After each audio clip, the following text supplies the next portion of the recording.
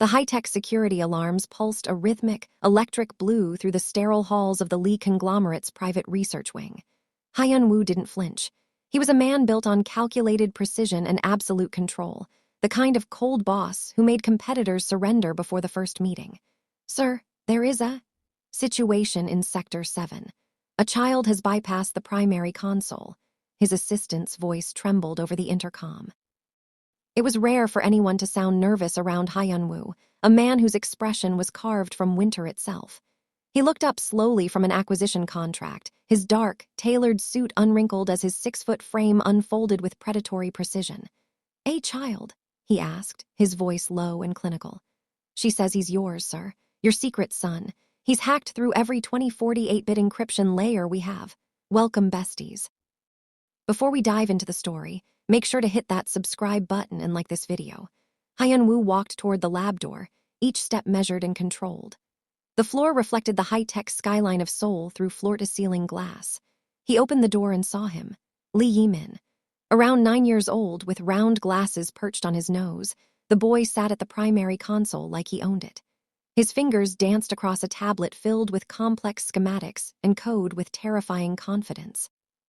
"Security protocol bypassed," the boy said without looking up, his voice unusually composed. "Your encryption is lagging, father. I'd fix that." Hyun-Woo's heart, an organ he had kept frozen for 10 years, stuttered. The child turned, his eyes meeting Hyun-Woo's with the same cold focus. In them, the billionaire saw a ghost, a memory of Brielle, the woman his family told him didn't want him, but who had actually been hunted away by his own blood. Hyun-Woo looked at the boy and then toward the door as Brielle entered, her protective posture shielding their son. "You chose your empire over her 10 years ago, father," Jae-Min stated clinically. "Statistically, if you choose us now, your family will destroy you. So tell me, is a billionaire's legacy worth more than the son you let them steal?" The silence in Sector 7 was absolute, broken only by the low hum of the servers. Hyun-Woo stood motionless, his shadow stretching across the polished floor toward the boy who sat in the high-back leather chair. Up close, the resemblance was more than physical. It was an aura. Jae-Min didn't fidget. He didn't seek approval. He simply waited, his small hands folded over the glowing tablet with a terrifying, familiar patience. Hyun-Woo leaned down, his expensive suit fabric whispering as he brought his face level with the boy's. Behind the round glasses, Jae-Min's eyes weren't filled with the wide-eyed wonder of a child. They were dark, analytical, and entirely devoid of fear. It was like looking into a mirror that showed his own soul before the world had turned it to stone. The same slight tilt of the head, the same unwavering focus that had allowed Hyun-Woo to dismantle entire corporations by 30. "You didn't just hack the firewall to show off," Hyun-Woo said, his voice a low, dangerous rumble. "You left a signature. You wanted to be caught. Passive approach would have resulted in a 72% chance of being ignored by your assistants," Jae-Min replied, his voice chillingly clinical. "I don't play losing odds." Hyun-Woo felt a predatory pride swell in his chest, a dark, possessive instinct he hadn't known he possessed. This wasn't just a son, this was a masterpiece. But as Brielle stepped forward, her hand resting firmly on Jae-Min's shoulder, the cold reality of the Lee family legacy crashed down. Hyun-Woo straightened his spine, his expression hardening as he looked at the woman he had lost. "He is a Lee. He belongs in this world, Brielle. You had no right to steal 10 years of his potential just to satisfy your own grudge. It better for a child to grow up in a world of lies and luxury, or to be raised in the truth by a mother who was paid to abort him by your own grandmother." The air in the sterile lab seemed to thin, sucked out by the vacuum of Hyun-Woo's shock. He stared at Brielle, the woman he had mourned as a ghost of his own making. She stood tall in her structured green blazer, her braids neat and sharp, a stark contrast to the cold chrome and robotic arms of his empire. She didn't look like a woman who had spent a decade hiding. She looked like a general who had finally decided to end the war. "A grudge." Brielle's voice was like velvet over steel. "You think I kept him away because I was angry, Hyun-Woo? I kept him away because I wanted him to remain human." She stepped fully into the blue glow of the laboratory lights, the shadows of the past finally falling away. 10 years ago, the Lee matriarch had handed her an envelope containing a ticket out of Korea and a medical appointment she never intended to keep. They had told Hyun-Woo she had taken the money and vanished for a life of luxury in the West. They had told Brielle that Hyun-Woo had signed the order himself, authorizing his security team to neutralize the complication of her pregnancy. Hyun-Woo's hands curled into fists, his knuckles white against his dark suit. The realization that his entire life, his coldness, his isolation, his rise to power, was built on a foundation of his grandmother's lies began to crack his composure. He looked from Brielle's defiant gaze to Jae-Min's calm, observing face. The boy was tracking the micro-expressions of his father, his fingers hovering over his tablet as if recording the death of a dynasty. "You let me believe you were dead to me," Hyun-Woo whispered, the ice in his voice finally fracturing. "I let you believe a lie to keep our son alive. But now that he's here, ask yourself, would you rather have a son who loves you in a world of struggle, or a genius heir who only respects you because he's already hacked your bank accounts?" The blue light of the laboratory monitors cast a sharp, clinical glow across Jae-Min's glasses as he tapped a final command into his tablet. A rhythmic, jagged line appeared on his screen, pulsing in sync with a soft, electronic chime.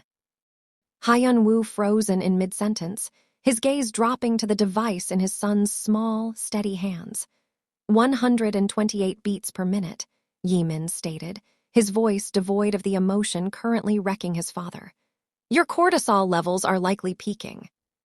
Based on the dilation of your pupils and the microtremor in your left hand, you are currently experiencing a 94% cognitive dissonance between your programmed loyalty to the Lee family and the biological reality standing in front of you."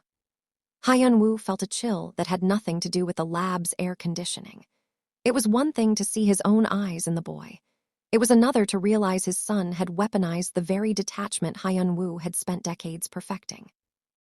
Jae-Min wasn't looking for a hug or a tearful apology.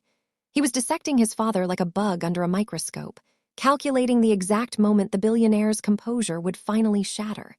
Brielle watched the exchange, her arms crossed, her protective silhouette shielding the boy from the cold tech surrounding them. She saw the flicker of pain in Hyun-Woo's eyes, a human spark trying to survive the ice. But Jae-Min's thumb slid across the screen, bringing up a complex algorithm of Hyun-Woo's past business decisions, comparing them against his current physiological stress. "If you were truly as cold as the press claims, your heart rate would have stabilized by now," Jae-Min whispered, looking up with a piercing, academic curiosity. "Since you're clearly failing to control your own heart, father, should I give the encryption keys to the mother who struggled to raise me, or to the billionaire who is too afraid of his own grandmother to even call us by our names?" The hum of the server rack seemed to deepen, turning the high-tech sanctuary into a confession booth. Brielle took a step toward Hyun-Woo, her shadow cutting across the sleek, metallic floor. She didn't look like a victim. She looked like a survivor recounting a tactical defeat. "Years ago, I didn't just leave, Hyun-Woo. I was hunted," she began, her voice steady despite the raw memory. She described the rainy night at the Incheon docks, the headlights of 3 black sedans pinning her against the pier. It wasn't just a bribe they offered. It was a choice between her life and the life of the child they called a genetic anomaly. The Lee Council, led by his own grandmother, had presented her with a signed document, a non-disclosure agreement that ended with a quiet threat. If the child is born on Korean soil, he will be considered corporate property. If he is born elsewhere, he simply doesn't exist. Hyun-Woo's jaw tightened, his knuckles turning white as he gripped the edge of a glass desk. He remembered that night. He had been told she had already boarded a flight to Paris with a wire transfer in her pocket. The betrayal he had felt for a decade was a carefully constructed fiction, a play written by his own blood to keep the purity of the Lee lineage intact. Jae-Min didn't blink. He watched his father's pulse spike on the tablet, his small face a mask of clinical observation. He was the living evidence of a crime the most powerful family in Seoul thought they had buried. "Your grandmother told me that a man like you would always choose the throne over a woman who looked like me," Brielle whispered, her eyes locking onto Hyun-Woo's. "That the truth is out, Hyun-Woo. Do you hate your family more for lying to you, or do you hate me for proving that they were right about you all along?" The tension in the lab shifted from historical trauma to a cold, intellectual battlefield. Jae-Min reached into his bag and pulled out a travel-sized magnetic chessboard, placing it on the glass desk between himself and the man who shared his face. "Since you aren't ready to speak, father, let's communicate through a medium you understand. Strategy." Hyun-Woo looked down at the board, his instinct to win momentarily overriding his shock. He took the white pieces, his movements fluid and practiced, opening with a standard aggressive queen gambit. He had played against world champions to sharpen his mind for corporate raids, but as he moved, he realized Jae-Min wasn't playing the board. The boy was playing the man. Jae-Min's black pieces moved with a terrifying, rhythmic speed. He didn't look at the board. His eyes remained fixed on Hyun-Woo's microexpressions, anticipating the emotional weight behind every tactical choice. By the fourth move, Hyun-Woo realized he was being lured into a trap, not a digital one, but a psychological pincer maneuver. On the sixth move, Jae-Min slid his knight into a devastating fork, pinning Hyun-Woo's king and queen simultaneously. "Checkmate," Jae-Min whispered, his voice as flat as a dial tone. "You sacrificed your center defense because you were too busy trying to protect a queen that was already off the board 10 years ago." Hyun-Woo stared at the defeated pieces, the silence of the room pressing in on him. His son hadn't just beaten him, he had exposed the structural weakness of his entire life. Brielle watched from the shadows, her arms crossed, her presence a silent reminder of everything Hyun-Woo had allowed his family to take. "You claim to be a king in this city, Hyun-Woo, but if a 9-year-old can dismantle your entire defense in 6 moves, are you protecting your legacy, or are you just a placeholder for a family that already has your replacement ready?" The black sedans moved like a funeral procession through the rain-slicked streets of Seoul, eventually passing through the reinforced titanium gates of the Lee estate. This was the Diamond Fortress, a sprawling architectural marvel of glass and steel perched on the cliffs overlooking the Han River. To the world, it was the pinnacle of success. To Brielle, as she stepped out into the biting wind, it looked like a high-tech mausoleum. "You'll be safe here," Hyun-Woo said, his voice regaining its corporate edge. He didn't look at her as he signaled the security team, a dozen men in earpieces who moved with the silent efficiency of ghosts. "My family has eyes everywhere. In Sector 7, you were a target. Here, you are behind 4 layers of biometric encryption and a private militia." Jae-Min walked into the grand foyer, his sneakers squeaking against the rare black marble. He didn't marvel at the original Picassos or the floor-to-ceiling smart glass that adjusted its tint based on his mood. Instead, he stopped in the center of the room and looked up at the 360-degree surveillance cameras tracking his every blink. "Safety is a relative term, father," Jae-Min noted, his voice echoing in the hollow space. "In the lab, I was a hacker. Here, I'm just a high-value asset in a vault." Hyun-Woo ignored the sting of the comment, turning to Brielle. "I've cleared the entire East Wing for you. No one enters without my direct retinal scan, not even my grandmother."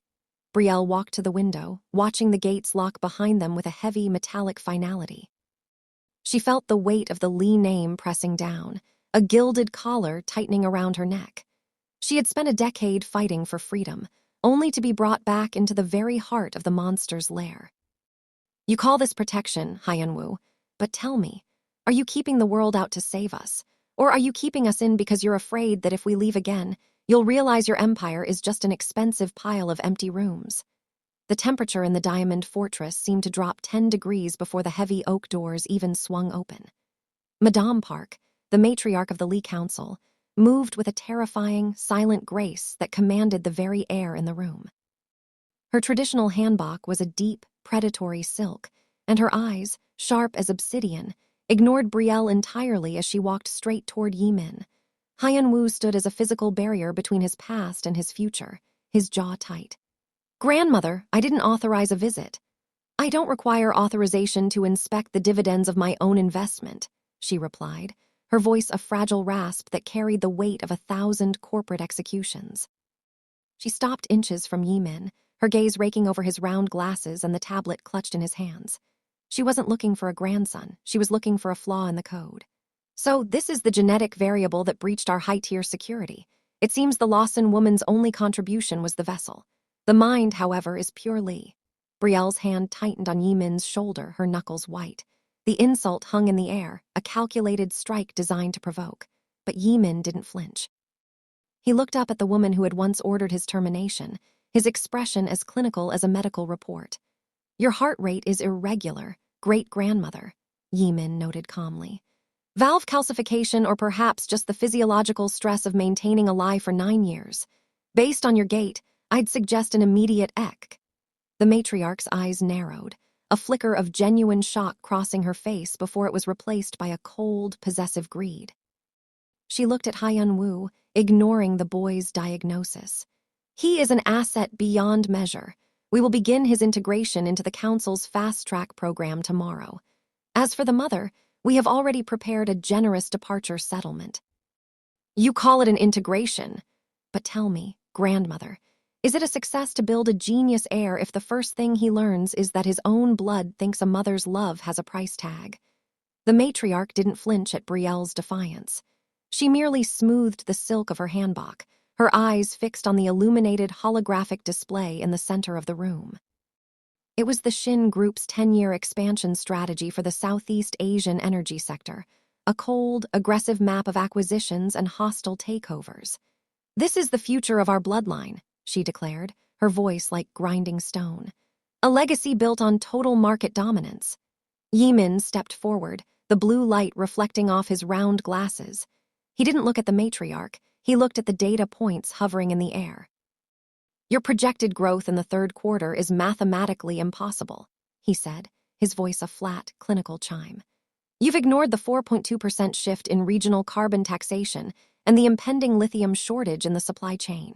If you execute this merger, you'll lose 600 billion won in liquid assets before the fiscal year ends. Room went deathly silent. Hyun-Woo's eyes widened, his mind racing to verify the boy's mental calculations. He realized with a jolt of pride and terror that the child was right. The board had missed a decimal point that could sink a decade of work. The matriarch's face contorted, her composed mask finally cracking into a snarl of pure, aristocratic fury. You dare! A child who hasn't even seen the inside of a boardroom attempts to lecture the woman who built this empire. She turned her venom on Brielle. This is your influence. You've raised him to be a weapon against his own family.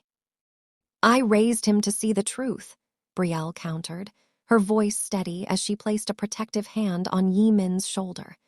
Maybe you're just angry that a 9-year-old is smarter than your entire board of directors. Dear besties, is it a sign of genius to save a company that tried to kill you, or is it a sign of weakness for a billionaire to let his mother be insulted by the very woman who just proved she's obsolete? The morning sun hadn't even cleared the Seoul skyline before the digital assassination began. Hyun-Woo sat in the reinforced study of the Diamond Fortress, his face illuminated by the cold. Flickering blue of a dozen news feeds. The Lee family machine had moved with the surgical precision of a high-frequency trade. By 6:00 a.m., Brielle's face was plastered across every major tabloid, framed not as a mother, but as a predatory opportunist. They had dug deep into her years as a struggling researcher, twisting her academic grants into extorted favors, and her quiet departure 10 years ago into a high-stakes payoff. The narrative was being surgically fed to the public. A brilliant, innocent Korean billionaire seduced and manipulated by a foreign interloper who had hidden a national treasure. The genius heir, to use as a bargaining chip for the Shin Group's billions.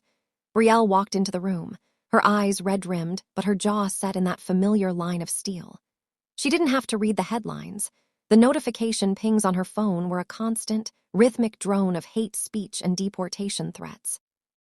They're turning me into a monster, Hyun-Woo, she whispered, her voice tight with the effort of not breaking. They're making it look like I stole your life, when your family was the one who stole mine. Hyun-Woo's fingers hovered over his keyboard, his pulse visible in his neck. He could crush the servers, he could sue the tabloids into bankruptcy, but he couldn't stop the millions of people now voting on Brielle's character in the court of public opinion. Jae-Min stood in the doorway, his tablet displaying a real-time sentiment analysis of the smear campaign. The data was clear.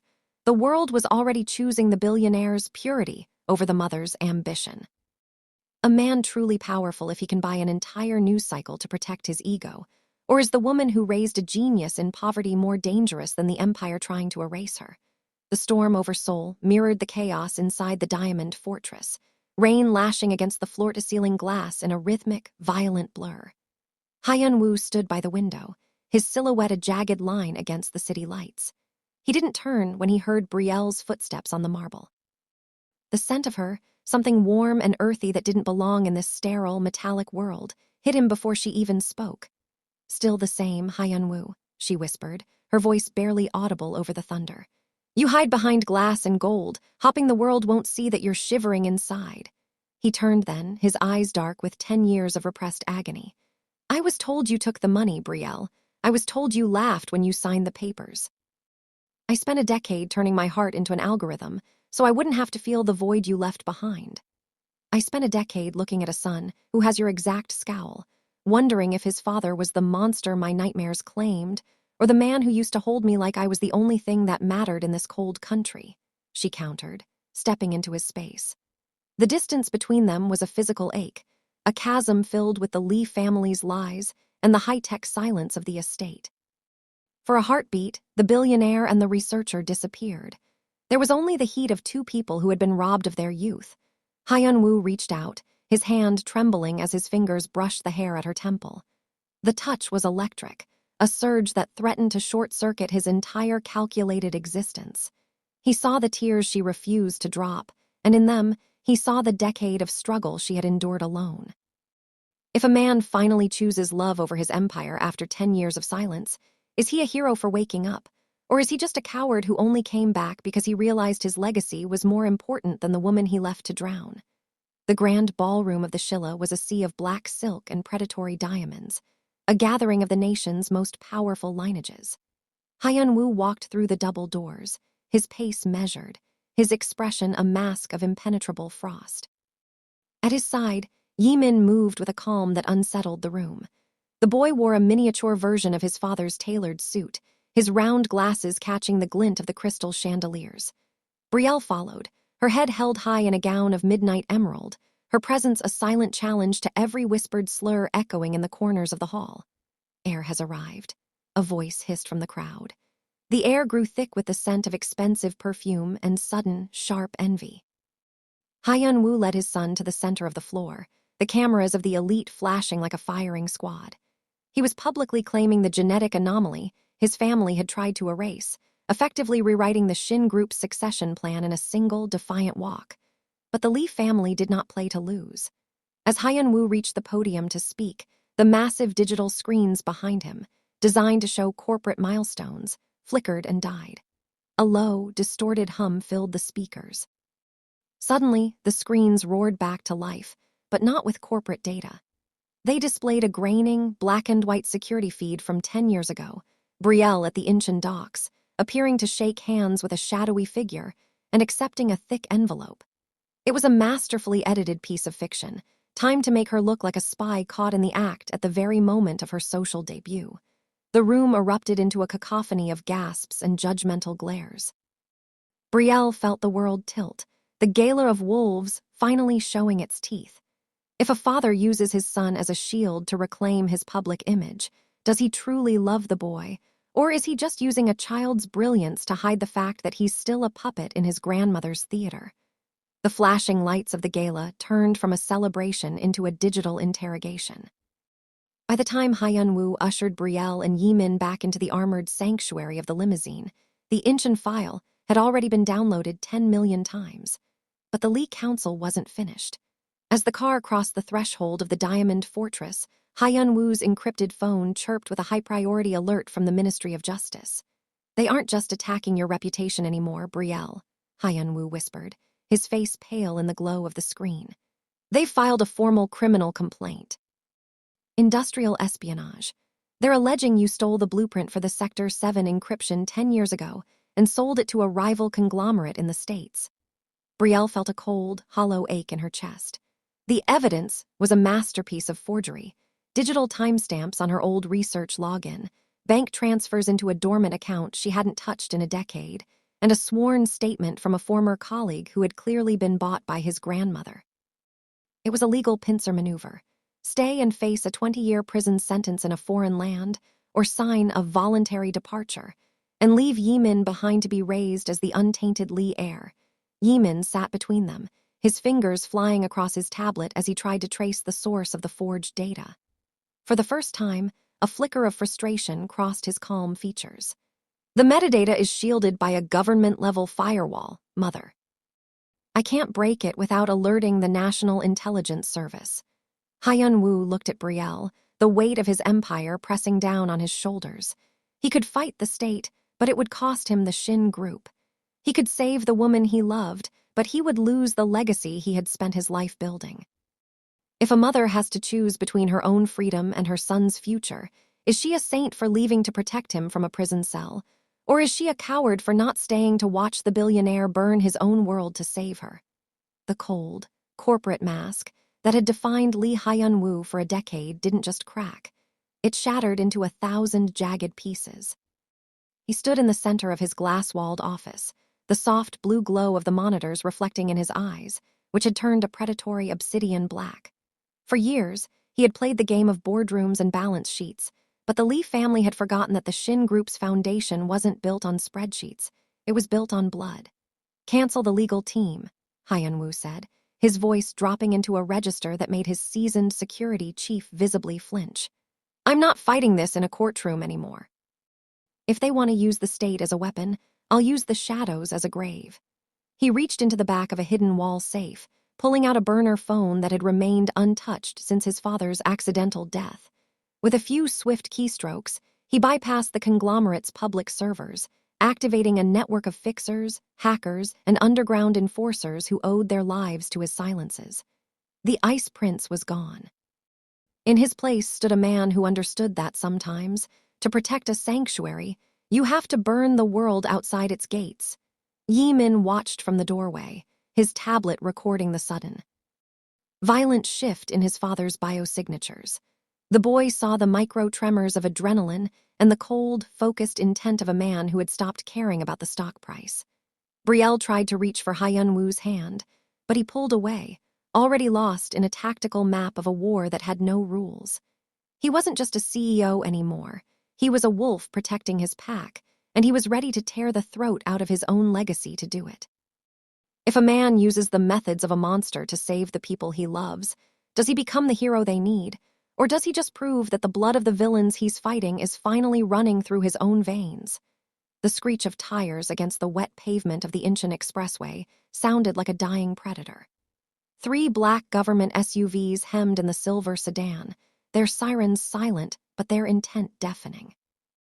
Inside the sedan, Brielle gripped the door handle, her knuckles white, as the repatriation agents forced her toward the private airfield where a one-way ticket out of her son's life waited. They weren't just deporting her, they were erasing her. Then, the world exploded in a roar of high-performance cylinders. A custom-armored G-Wagon surged from the darkness of an underpass, slamming into the lead SUV with surgical violence. Glass showered the asphalt like diamonds as the heavy vehicle pinned the agents against the guardrail. Hyun-Woo was behind the wheel, his face a mask of cold, unadulterated fury. He didn't wait for the smoke to clear. He swung his door open, a silenced handgun held with the steady grip of a man who had finally stopped pretending to be a civilian. "In," he roared over the hiss of escaping steam. Brielle scrambled from the wreckage, lunging into the passenger seat just as a second wave of Lee family security converged on the highway. Hyun-Woo floored it, the needle climbing past 180 km/h as he wove through the midnight traffic with a death-defying precision that defied every traffic law in Seoul. Behind them, the flashing lights of the state and the private shadows of his grandmother's militia blurred into a single, chasing monster. In the back seat, Jae-Min tapped furiously at his tablet, remotely short-circuiting the city's traffic light grid to create a wall of gridlock behind them. Hyun-Woo glanced at the rearview mirror, his eyes burning. He had just declared war on the Republic of Korea to save one woman. If a billionaire breaks every law in the country to save the woman his family framed, is he a romantic hero fighting for justice? Or is he just a dangerous extremist who believes his money puts him above the very laws that protect everyone else? The air in the ancestral Lee boardroom was thick with the scent of aged wood and cold, calculated power. The council sat in a semicircle of shadows, their faces illuminated only by the flicker of the city lights below. At the head of the table, Madame Park sat like a stone idol, her withered hands resting on the very document that had governed Hyun-Woo's life for a decade, the inheritance contract that bound his soul to the Shin Group's billions. Hyun-Woo walked to the center of the room, his clothes still smelling of burnt rubber and rain from the highway extraction. He didn't sit. He didn't bow. He reached into his inner pocket and pulled out a simple silver lighter. "Extraction failed, grandmother," Hyun-Woo said, his voice a low, terrifying calm.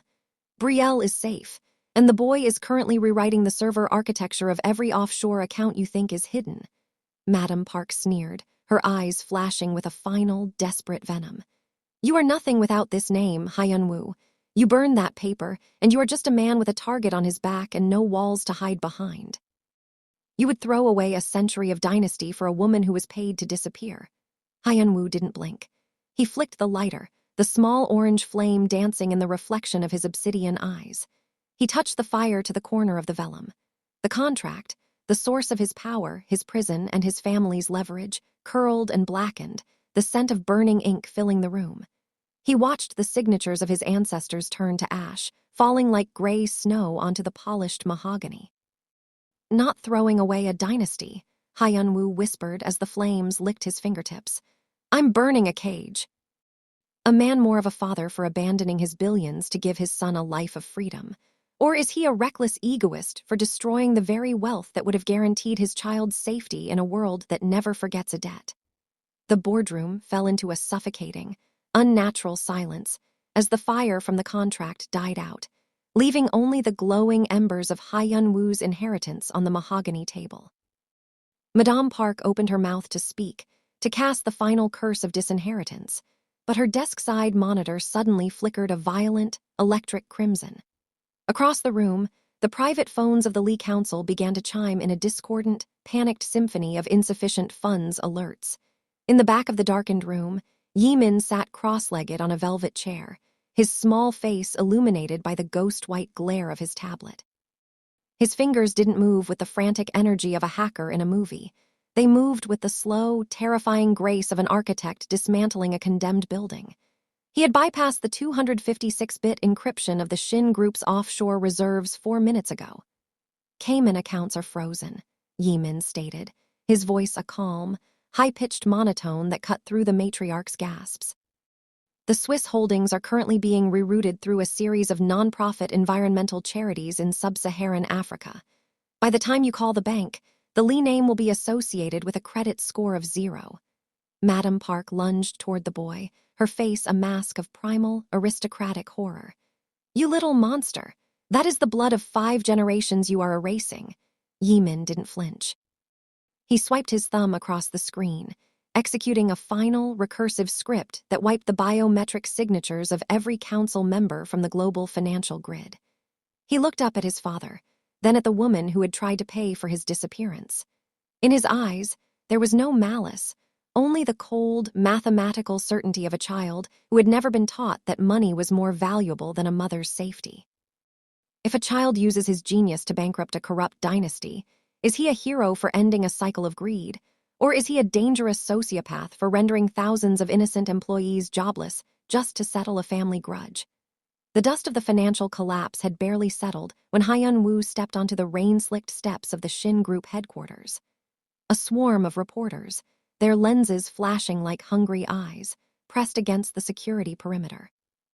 Behind him stood Brielle, her hand resting on Jae-Min's shoulder, a tableau of the family the world had been told was a lie. Hyun-Woo didn't wait for a moderator. He stepped into the center of the microphones, his voice carrying a resonant, unshakable weight. For a century, the name Lee has been synonymous with a vault. It was a brand, a stock ticker, and a cold calculation of inheritance. Today, that dynasty is dead. A collective gasp rippled through the press corps. He looked directly into the lead camera, his gaze piercing the screens of millions watching across the country. "I have liquidated my personal holdings and dismantled the council's board. I am no longer the chairman of a conglomerate. I am a man who was lost, and I have finally been found." He reached back, taking Brielle's hand and pulling her to his side. "This woman is not an interloper. She is the conscience I lacked. And this boy," he looked down at Jae-Min, who watched the cameras with a calm, analytical detachment, "is not an asset. He is my son." Silence that followed was heavy with the realization that the power structure of Seoul had just shifted on its axis. He wasn't asking for permission or seeking a compromise. He was burning the old world to build a sanctuary for the two people he had spent a lifetime failing. If a man burns down a multi-billion-dollar empire to prove his love, is he a romantic visionary finally choosing what's right? Or is he a selfish father who just robbed his son of the greatest inheritance in history to soothe his own guilty conscience? The sterile, oppressive marble of the diamond fortress had been traded for the raw, industrial warmth of a converted warehouse in Seongsudong. Sunlight poured through expansive glass panes, illuminating a space where the air hummed not with the tension of a boardroom, but with the frantic, creative pulse of a laboratory. This wasn't a corporate asset. It was a sanctuary. In the center of the floor, Hyun-Woo knelt beside a prototype server, his sleeves rolled up in grease staining his once immaculate palms. Beside him, Jae-Min worked with a quiet, synchronized intensity, his small hands navigating the internal wiring of a neural link processor. There were no cameras, no stockholders, and no grandmother peering over their shoulders. For the first time, the man and the boy weren't measuring each other's worth in stock points. They were speaking the shared language of binary and copper. Brielle stood on the mezzanine, looking down at the two most important people in her life. As the newly appointed CEO of their independent venture, her desk was piled with ethical patents and open-source initiatives, a far cry from the predatory acquisitions of the Lee Council. She had taken the ruins of an empire and repurposed them into a foundation that valued human progress over profit margins. She was the shield that allowed the two geniuses below to build a future that didn't require them to be monsters. Hyun-Woo looked up, catching her eye, and a rare, genuine smile broke across his face, a look of a man who had finally found home in the middle of a revolution. They were a family forged in the fire of a digital war, standing on the edge of a new era they had written themselves. Tell me, besties, if a mother accepts a CEO title funded by the very blood money she claimed to despise, is she a pragmatic leader finally using power for good? Or has she simply become the new face of a dynasty that just swapped its suits for lab coats? The true power of a legacy isn't found in the cold stone of a fortress or the digital zeros in a bank account. It lives in the courage to choose love over a gilded cage. Hyun-Woo and Brielle proved that even the most calculated empire can be dismantled by a single, human truth. But now, the choice is yours. Was Hyun-Woo a hero for burning his world down, or did he gamble too much? Drop your answers in the comments below. If you loved this journey, smash that like button, share this video, and subscribe for more high-stakes stories.